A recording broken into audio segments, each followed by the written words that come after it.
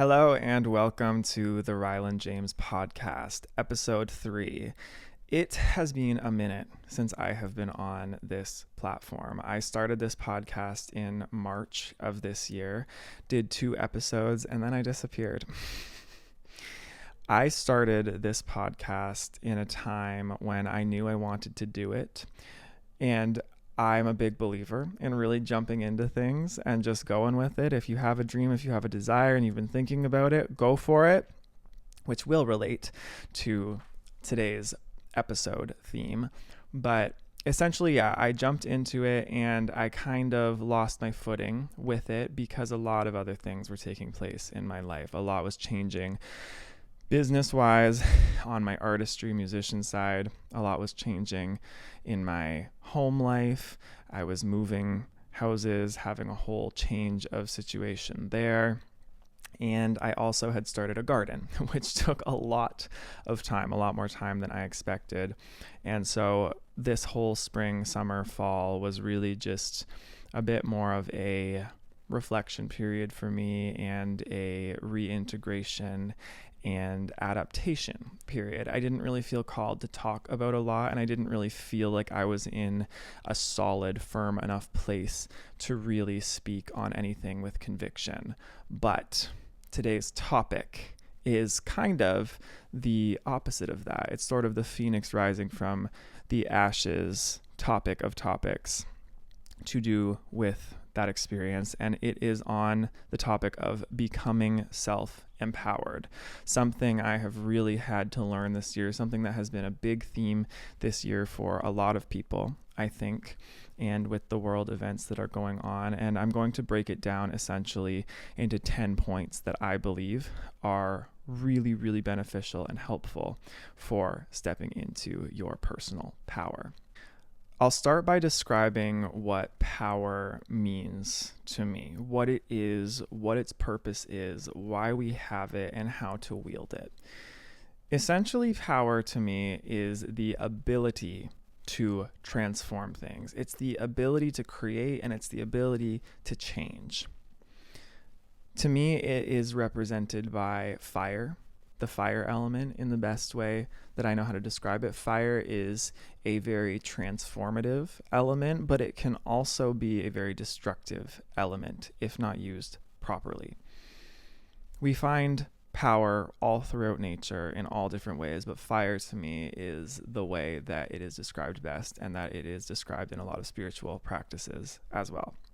You do not have to be spiritual to understand any of the concepts I'm about to describe, by the way. Every single person owns personal power and owns the ability to create and change things. And the reason I believe on a philosophical level that we have power is to have the experience of free will and to have the experience of being the creator, being the director, being the commissioner, the controller, the commander of our own lives. It is the ability to do something that may be against the odds, may be uncomfortable, may be difficult, but to feel a sense of accomplishment and self-esteem and self-worth and just a sense of self in general from those actions. Learning personal power and self-mastery is also an essential component of human evolution. And I really do believe that it is the crux or the sort of precipice we are on as a society. And that it is beneficial that we learn how to wield our personal power in ways that are beneficial not only for ourselves, but for the whole. And I'm going to get into it with these points. So without further ado, let's get into my 10 points, 10 pieces of advice for how you can step into your personal power starting today. Number 1 is physical exercise. I'm starting with really practical steps, the type of thing that you can do immediately. Physical exercise is number 1 for me on the list. This is sort of our most basic human power, is our ability to move our bodies. I know not everybody has that privilege and that ability, but for those of us who do, moving your body is one of the greatest ways that you can step into personal power. So many of us have this ability and don't use it and take it for granted. So many of us do not want to wake up to facing the challenge of improving our physical bodies, but it is essential to living a balanced life and a powerful life. One of the greatest lessons I've learned myself from physical exercise, and it doesn't have to be anything intense. It could be 10 minutes a day. It could be 20 minutes a day. It could be light exercise like walking. It could be heavier exercise like cardio or weightlifting. But one of the greatest lessons I've learned in my life from physical exercise is that I have the ability to do hard things. It reminds me when I show up for it consistently every day. I have the ability to do something hard and uncomfortable and to see progressively better results as I stick with it.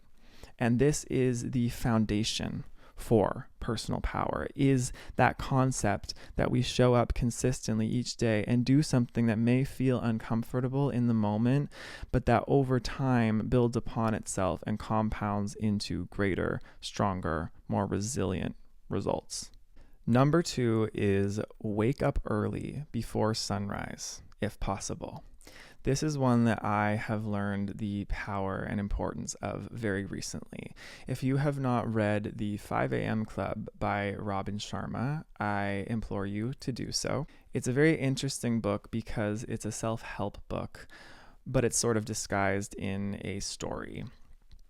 And this story watches these characters going through the process of becoming members of the 5 a.m. Club, where they wake up at 5 in the morning and go through a series of activities that helps them to improve their empowerment, essentially, their self-empowerment and their self-determination, and to balance out their lives.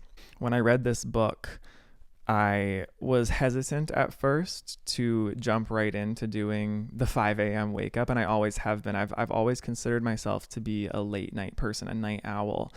But when I started to really discipline myself and wake up at 5 o'clock every morning, or very close to it every morning when I couldn't, essentially the principle here is wake up as early as possible while getting enough sleep, so that you can get ahead of the day. To me, waking up before sunrise is even better because you feel psychologically like you're getting ahead of the day. It feels like you're awake when not many other people are. You're able to have that sense of calm, that sense of silence, and you're able to really get intentional and to really feel like you're easing into the day in a way that not many people are willing to do and not many people ever really experience. And one of the sayings in the book, I believe, is all change is hard at first, messy in the middle, and gorgeous in the end. And I love that saying. And it's so true. I think when you start, it's hard. Integrating it becomes messy and challenging. And then in the end, it creates this beautiful outcome for you. So I believe in the power of an early work day, getting ahead of things. Also, just biologically and evolutionarily, we as a species are programmed to rise with the sun and sleep with the sun through our genes and through history. So I believe that has a huge impact as well.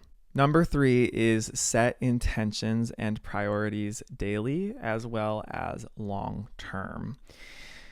I, in my life, have experienced visualization, writing things out, speaking things into existence to be an extremely effective way of bringing your goals into reality. And it's proven scientifically as well. There are countless studies on how these techniques allow us to see things and make them real in ways we would not otherwise. It is so true that what you think about is what becomes your reality, because what we think over and over and over again is what we feel over and over and over again, and then it's what we believe. And those beliefs are the foundation for our self-concept, and our self-concept creates the reality that we live in. So if you can, especially in the morning time is when I like to do it, if you can come up with some kind of visualization or manifestation or just writing, speaking, process and practice that you can use, that would be very beneficial. I like to journal in the morning. It's also part of the book, The 5 a.m. Club.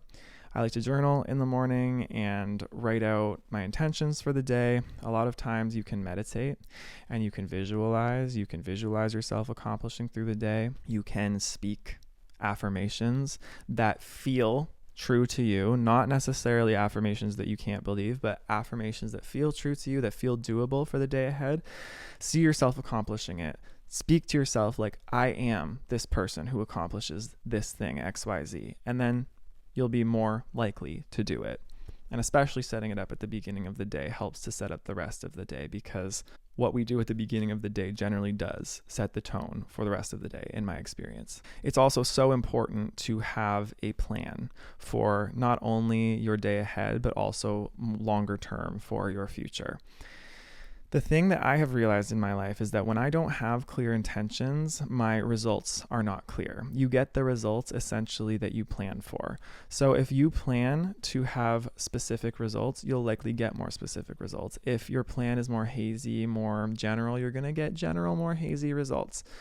So I like to time block. That's one of the biggest things I like to do, is I like to take my day, schedule it into blocks of time that feel balanced, sort of oscillating between being very productive and then resting, having breaks. Productive, breaks, resting, being more in flow. It's a balance between action and sort of a more masculine energy, and then flow and creativity, which is more of a feminine energy. So it's about finding that middle ground. That's really helpful. And then for longer term vision, have a North Star. Who do you see yourself being? What is that greatest version of you? Spend time thinking about your greater dreams, your greater hopes, your greater aspirations. Who are you there? What do you see? And how can you bring that closer to yourself? How can daily you take little steps to reach that place? Because again, it's through small, consistent actions building up over time that make us who we want to be. And that results in greater things, greater, more magnificent results, essentially. So 1% better every day is the idea there. Number 4, and this is one of my favorites, is make time for a daily meditation practice. A lot of people avoid this topic. A lot of people avoid meditation. A lot of people don't really know what it is, or they think it's not for them. I will say meditation is inherent to every single person. If you are conscious on this planet, you can meditate in some form.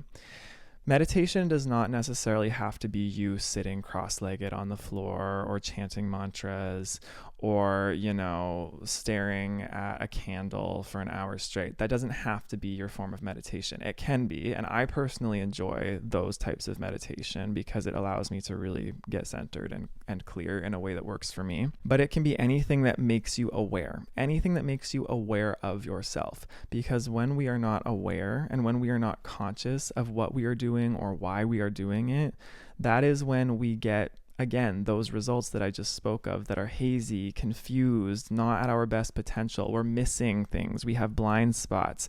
There are things running in our minds and in our emotions that we're not accounting for, that could be much more efficient, and that we could be a lot more creative if those things were not so rampant and out of our control. Meditation can be you just going for a walk and being super ultra aware of everything going on within your body, the sounds you're hearing, the feelings you're having, the smells, the people you're seeing.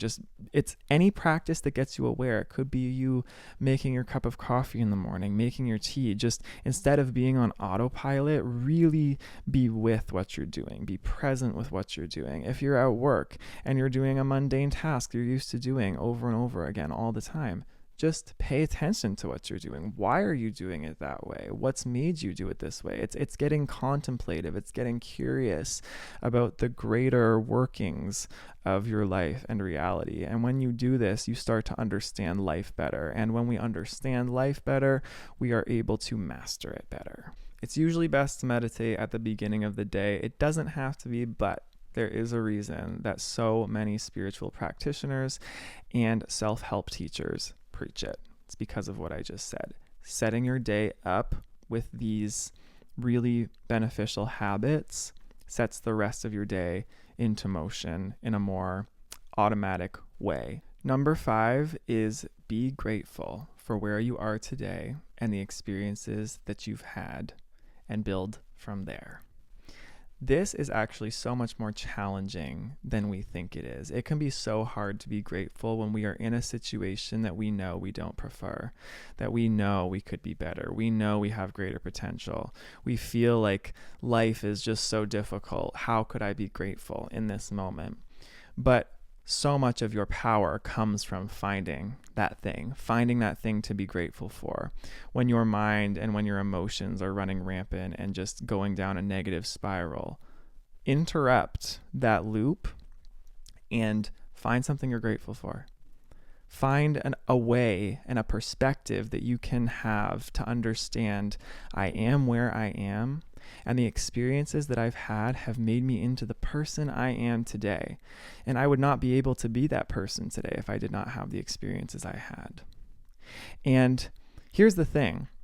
We only know what we know from our experience.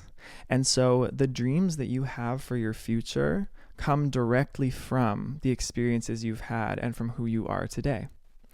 The thing is, our dreams are not some far away out there thing that we don't have the ability to accomplish. They actually come from the exact materials that we have within ourselves today from our experiences.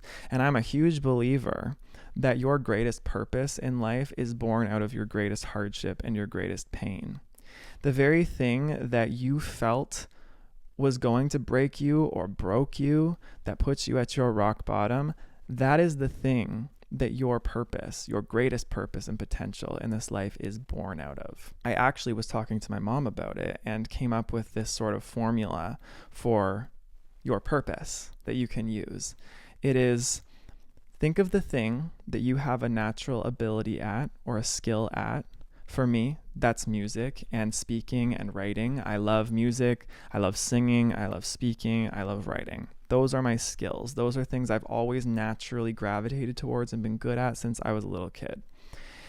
Combine that with your greatest hardship, the thing that broke you, the thing you felt broke you, the thing that you had the hardest time overcoming in your life or are having the hardest time overcoming in your life. That thing is going to be the fuel for your skill and talent and purpose. So take those two things and combine them, and that's probably going to be somewhere in the vicinity of what your greatest potential and purpose is. For me, my greatest hardship and trauma was disempowerment. That's why I'm making this podcast, baby. I'm making this podcast about empowerment right now because I was very disempowered when I was younger. I grew up in an extremely tumultuous, religious, authoritarian system of living and was also part of the LGBTQ community and was very repressed, very suppressed, and cut off from my natural power in a lot of ways by people that were bigger than me, scarier than me, that I look back on now and realize were just very small themselves, very disempowered themselves, and projecting that onto me. And I look back and so much of my life is marred by this disempowerment and this people pleasing and this inability to stand up for who I really am. But I realize that hardship and all the discomfort that came from pushing through that hardship and learning to be empowered and learning to speak up and learning to stand in my truth regardless of what other people thought has actually been the fuel that is now driving what I see as my greatest purpose, which is to empower others. And to empower myself in the process, really, because what we do, it not only heals others, but ourselves as well, is to empower others through my art, through my music, through my speaking, through my writing, through my ability to teach. That's my purpose. And that's what I feel it is, in whatever way possible. So take a look at your life. Look at those skills, those talents, those things you naturally gravitated towards. Combine it with the hardship you've been through, the traumas you've been through, and find a way to create an empowered life and an empowered purpose through that. And be grateful for everything you've been through because you had to go through it for you to have that purpose. Number 6 is take responsibility for everything in your life. This is a really challenging one for a lot of people. It is so easy to blame. It is so easy to get down in the dumps, to feel like life is happening to you and to feel like there are so many things out of your control. But The minute we take responsibility for the state of being we are in now, the minute we take responsibility for our entire lives and say, you know what? I'm going to take responsibility for all of this and I'm going to clean it up one step at a time. I'm going to face everything one step at a time. That's when you truly become empowered.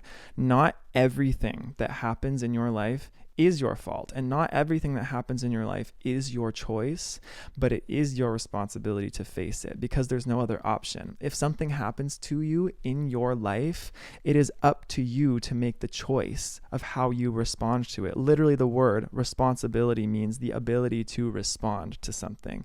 You have the ability to respond to everything that happens in your life. It's just that not everyone decides to do that. A lot of people decide to push things off or to wait around for someone else to change things, which leads into my next point. Number 7 for becoming self-empowered is get out of victimhood mentality and step into the role of the victorious warrior. This to me is one of the greatest sort of like 10 commandments. These are my 10 commandments here, okay? 10 commandments for becoming self-empowered. So many of us do not see ourselves as warriors, but we all have the capability to do so. And it is so needed in this society. This society and this time that we live in requires that people become heroes and warriors of self-mastery. Things do not change unless we change. Like I said before, it is so easy for us to project our ability to change things, our power, onto outside systems and structures that try to exert their force and their power and their authority over the rest of society. This is exactly what they bank on to maintain the illusion that they have authority over you. I will say that these systems and these structures that have such a negative impact on people's psychology and well-being and livelihoods are very real. There are systems that are aiming to do exactly what I just said. They are aiming to control. They are aiming to dominate. And some groups are affected more severely than others are. But ultimately, every single person suffers under the hands of these grips that these systems have on us. And I could get into the history of it. I could get into the technicalities of all of it, but I won't here. All I'll say is the main point is you have a lot more power to change your life than you realize. You have a lot more power to influence than you realize. But so many of us live in apathy and give up because we believe, well, there's just no hope in the face of these greater structures that are, pinning us down under their thumb. Well, that's exactly what they bank on. That's what they want. Like I said, they want you to think you have no power so they can continue to benefit and to chase after their selfish, personal gain at your expense. But the reason they need you to feel this way is because it is your power fueling the systems. Each of us individually contributes to these systems with our power. We keep showing up for them. We keep contributing to them. We keep feeling like we are beholden to them, and so we fuel them. But they do not exist without our power.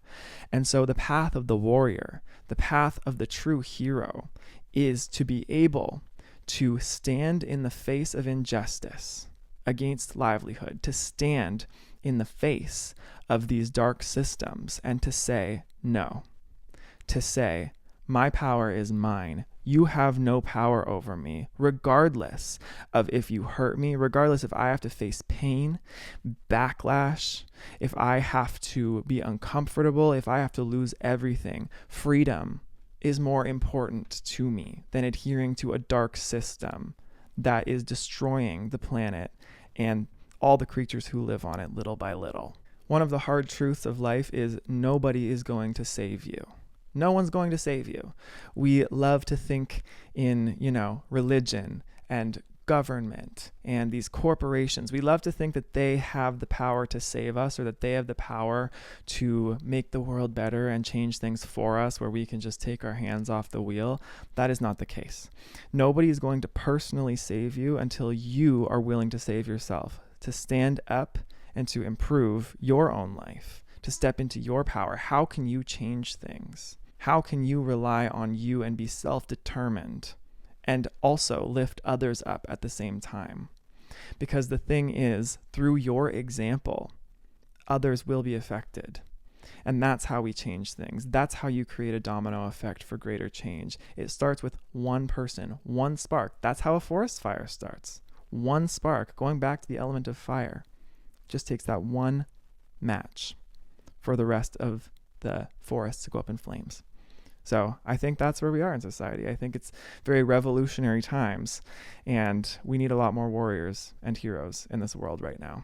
Number 8 is limit your exposure to and set boundaries with toxic and small-minded people. This is a lot easier said than done, and there's a lot of advice about cutting these people completely out of your life. You know, you hear, oh, you have a toxic mom or you have a toxic friend. Well, just cut them out of your life completely.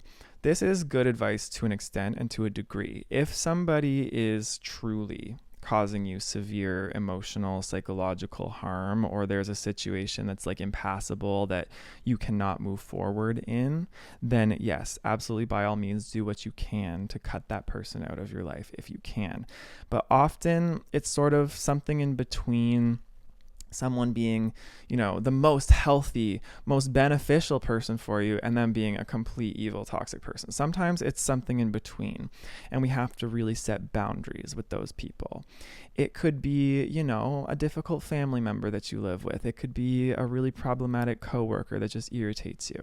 We have to be willing to find a way to be brave enough to set boundaries, to do the inner work, first of all, to know what it is that's bothering us and to know what we want, and then to be able to set boundaries and have the mental fortitude to stay true to ourselves and our purpose, regardless of those people's energetic fields and attitudes towards us. This is very difficult and takes practice, but if you can maintain consistently the practice of staying true to who you are, being firm in your values, then it gets easier. Sometimes we do need to take a break and step away from those people to heal. That's also been proven. We can't really fully heal in the environment where we were traumatized. And so sometimes we do have to take those journeys in the desert, as I like to say. We have to take that time to go into solitude to find ourselves, but then we can come back to these situations with a lot more wisdom and with a different approach, a more conscious approach.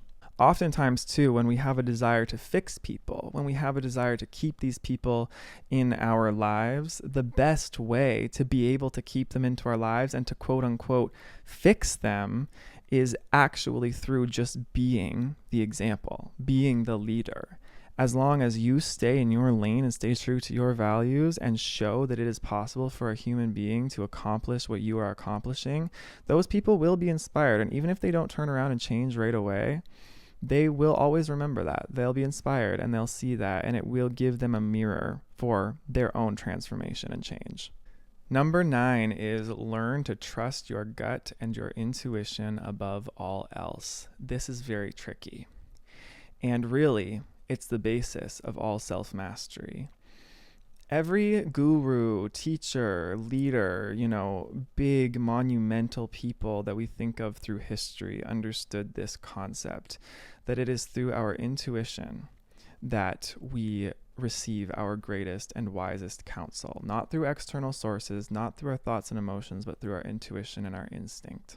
We live in a society that predominantly values thought and logic above all else. That has been the historical trend. We are seeing in society now, and especially in younger generations, I feel that there is a lot more emphasis and value being put on emotion and morals now as well. The thing is, if you swing too far into either of these extremes, you start to face problems. If you're always relying on your thought and your logic, it can cause you to become very small. It can cause you to overanalyze life. It can cause you to also become very hollow, because humans are not computers. The point is not to just always be logical and rational, because sometimes we don't see the full picture with our thoughts. The same goes for emotions. Your emotions can be very destructive and can cause you to become very lost and confused if you're just constantly reacting to them and following them and doing everything you do based on them. It's about, again, bringing this masculine side of us, the thoughts, and our feminine side of us, our emotions, together to this center. This centered place in the middle of those two poles on that spectrum is that quiet, peaceful knowing, our intuition and our instinct. The thoughts and the emotions, if you are just constantly going back and forth, thoughts create emotions and then emotions create thoughts. And this is this vicious loop, right? That so many of us get ourselves into. This is where mental health issues come from. This is where chaos and dysfunction all comes from, is this loop where we think something and then we feel something, and we think something and we feel something, and it just feeds into itself without us being able to interrupt that flow. Going back to meditation, this is why meditation is so important. Being able to interrupt that flow, get centered, listen to your intuition, listen to that knowing, because you do always know. It is the synthesis of all of your thoughts, emotions, evolutionary biology, past experiences, past lives and ancestors, if you're into that stuff, that amalgamates into our intuition, our knowing. It is much wiser, much older than anything else we have available to us. It's the highest potential of our human ability and our human knowing. So learning to listen to this as often as possible and tap into this quiet knowing that lives beyond our thoughts and emotions is where we find our wisest counsel and the action that we need to take in every moment. Number 10, and perhaps the most important point beyond even just self-empowerment, but for life itself, is in everything you do, be of service to the world. One of the most empowering things you can do is to provide the world with something that it needs, especially if it's coming from your unique abilities that you possess. It is in our nature to give and to express our talents to the world. And it's when we give to others that we recognize our inherent value and abundance. We realize I have something within me to give that can improve the world. This boosts self-esteem. This allows us to see that we are belonging to the world, that we are part of something greater than ourselves. This is why creating and being productive feels so much better to us than just consuming and coasting along passively in life. We have to remember that underneath the illusion of separateness, we are actually all one consciousness. And that one consciousness is essentially playing itself out in infinite different forms, having relationships with itself through us and everything that exists. So really, it's in our nature and in the will of the universe for everything to be in this symbiotic, constant exchange. It's in our highest good to be living in this, breathing it. Literally, we breathe every day in and out. That is the flow of life. This is ultimate truth, and God, if you want to call it that, is just this infinite oneness, having that relationship with itself through all of us all the time. So it is counterintuitive and counter-human, anti-human, really, in a lot of ways, for us to contract and to separate and to cut ourselves off, to believe we have no value, to believe that no one cares about us. It's so elusive. It's so not true. The truth is every single one of us are here for a reason, and we are the breath of the divine. We are all pieces in this great game we call life, and every single one of us has something to give and also to receive. And if all of us did this, we would have a much different world. Again, the forces that aim to control and to divide are doing this for the reason that it pushes upon our need to be giving and greater. It's the challenge. It's the challenge that we face, right? These forces exist to challenge us. And so I believe we should rise up to the challenge. And the greatest thing you can do to rise up to that challenge is to rebel in the face of selfishness, rebel in the face of division, rebel in the face of separateness, and to bring in that heart-centered harmony, to give of the heart truly. That is the mark of a true leader, and that is the mark of someone who is truly empowered, is somebody who operates from the heart, which is the center of all of us. So with that, I hope that you enjoyed this episode. I hope that it was informative, and I hope that ultimately it inspires you to empower yourself. This is my first attempt at doing an episode like this, but I want to do a lot more. I want to start a kind of schedule for it. I'm thinking monthly is a safe bet, maybe bi-weekly, but I'd love to hear what topics you want to hear me talk about next. I want to get to know who you are as listeners, what you like listening to, what you like to hear from me, what you want to know from me and my experience that can help to benefit your life. Because again, this is my purpose and this is what I'm passionate about, is empowering, teaching, lifting others up. So if you have any ideas for how I can do that, please do let me know. You can follow me on my social media, Ryland James Music. I have lots of beautiful and fun stuff coming out in the new year, musically and artistically as well. So keep an eye out for that. But for now, I will say thank you and have a beautiful day. I will see you next time.